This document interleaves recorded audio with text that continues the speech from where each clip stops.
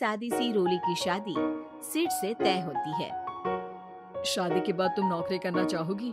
नहीं नहीं, बिल्कुल नहीं। वैसे मैं ये नहीं कहती कि नौकरी करना ठीक नहीं है, लेकिन पर्सनली मैं ये सोचती हूँ कि मैं गृहिणी बनूंगी। हाँ हाँ, क्यों नहीं। गृहिणी बनना भी आसान नहीं है।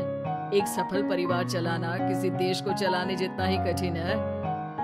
रोली को सिड का साथ और बात दोनों अच्छी लगती है, और फिर वो दिन भी आ जाता है जब दोनों की शादी हो जाती है। शादी के बाद ये क्या, सारा दिन किचन कपड़े और चार दीवारों के आगे पीछे घूमती रहती है। जा बाहर निकल कर देख, कितनी स्मार्ट लगती हैं वो औरतें जो नौकरी करती है। हाँ, अच्छी तो लगती है सासू माँ, लेकिन मैं नौकरी नहीं कर सकती। मेरा मन घर के कामों में ही लगता है।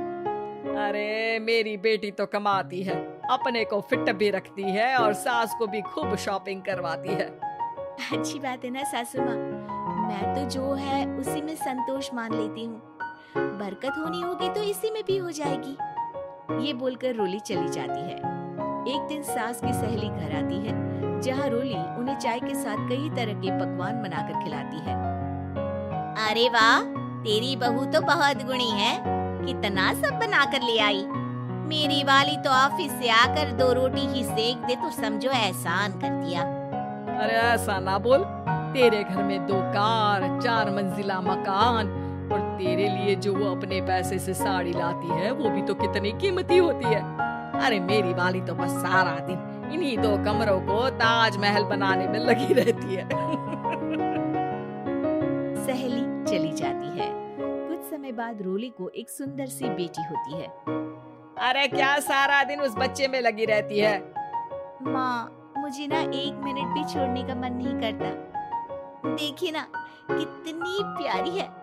मैं ना इस हर पल को एंजॉय करना चाहती हूँ। अरे हाँ हाँ, हमने भी बच्चे पाले हैं, हम भी जानते हैं कि कितने प्यारे होते हैं, और अपने बच्चे को बढ़ता हुआ देखना कितना अच्छा लगता है। लेकिन एक दिन अचानक रोली, एक बहुत बड़ी घटना हो गई। एक शॉर्ट सर्किट से पूरी दुकान जल गई। ओह, अब क्या कुछ समझ में नहीं आ रहा कि कैसे घर चलेगा। घर की पूरी गाड़ी पटरी पर लाने के लिए कई साल लग जाएंगे, और वापस पहले जैसे होने में भी बहुत टाइम लग जाएगा। रोली कुछ सोचती है, फिर अपने 3 महीने के बच्चे को देखती है और कहती है, आप कहें तो मैं नौकरी शुरू कर दूं? माँ मुन्नी को देख लेगी, फिर शाम को तो मैं घर आ ही जाऊंगी। सिड कुछ कहता उससे पहले ही उसकी सास वहाँ आ जाती है। अरे हाँ हाँ, अब भी तुझे नौकरी करने के लिए पूछना होगा। अरे घर पर इतनी बड़ी विपदा आ गई है, तू है कि बच्चे का मुंह देख रही है। अरे क्या मुझ पर भरोसा नहीं है? अरे नहीं नहीं माँ जी, ऐसा क्यों बोल रही हैं आप? फिर क्या था, सिड से पूछकर 3 महीने के बच्चे को रोली सास के पास छोड़कर चली जाती है।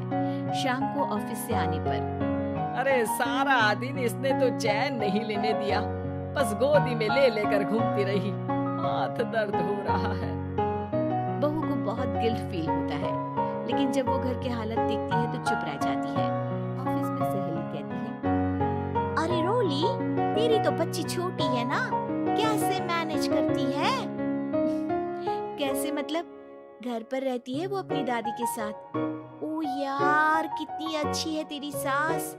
मेरी सास को जब पता चला कि मैं नौकरी ज्वाइन करने की सोच रही हूँ, वो तो सीधे अमेरिका चली गई मेरी ननद के पास।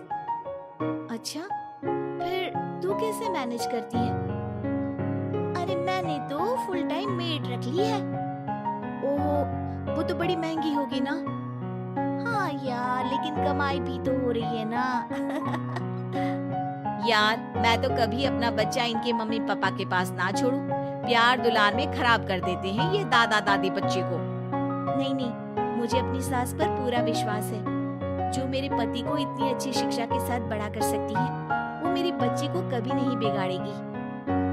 खैर, रोली की इस सोच से उलट पड़ोसियों के बीच हाथ में बच्ची पकड़े रोली की सास कहती है, अरे क्या बताऊं, सारा दिन बहू बाहर रहती है। पहले अपने बच्चे पालो, फिर बच्चों के बच्चे। अरे अपना जीवन तो कुछ रहा ही नहीं। अरे नहाने भी जाती हूँ ना तो इसे साथ रखती हूँ, कल को कहीं गिर गई या चोट लग गई तो बहू तो हमारी खाल उखाड़ लेगी ना। अरे ऐसा भी क्या डरना बहू से, नौकरी थोड़ी की है उसकी। अब क्या बताऊं, पढ़ी लिखी लड़कियां हैं आजकल की। चलो चलती हूँ, सब्जी बनाने का वक्त हो गया है। बच्चे आएंगे तो खाना तो बना मिले। सास ये बोलकर वहाँ से चली जाती है कि तभी रोली ऑफिस से घर पहुँचती है। बाहर पड़ोसियों को देखकर, नमस्ते आंटी जी, कैसी हैं आप? अरे बहुत अच्छी हूँ, लेकिन तेरी किस्मत तो सबसे अच्छी है। क्या सास पाई है, मोती दान किए होंगे तुमने। तेरा बच्चा भी देखती है, खाना भी बनाती है। बेचारी बहुत काम करती है तेरी सास। हाँ आंटी, सही बोल रही हैं आप। अब ऑफिस भी दूर है तो आने जाने में वक्त चला जाता है। खैर चलती हूँ। हाँ हाँ बेटा जाओ, गर्मा गर्म खाना खाओ।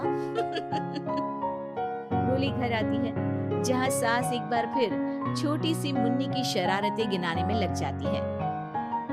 अरे आज तो इसकी वजह से मुझे 2 बार कपड़े बदलने पड़े।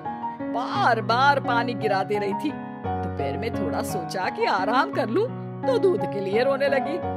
हाय, मैं तो परेशान ही हो गई। रोली को सास की बात अब कुछ अजीब लगती है, पर वो जल्दी से कपड़े बदलकर किचन में जाकर रोटियां बनाने लगती है। सारा महीना काम करने के बाद रोली को सैलरी मिलती है।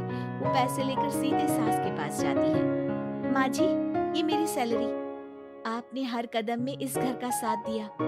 मैं नौकरी करने के पक्ष में नहीं थी, मैं तो अपने बच्चे को बढ़ता देखना चाहती थी। मैं थोड़े में भी खुशी थी। कभी मैंने आपको किचन में पैर नहीं रखने दिया था।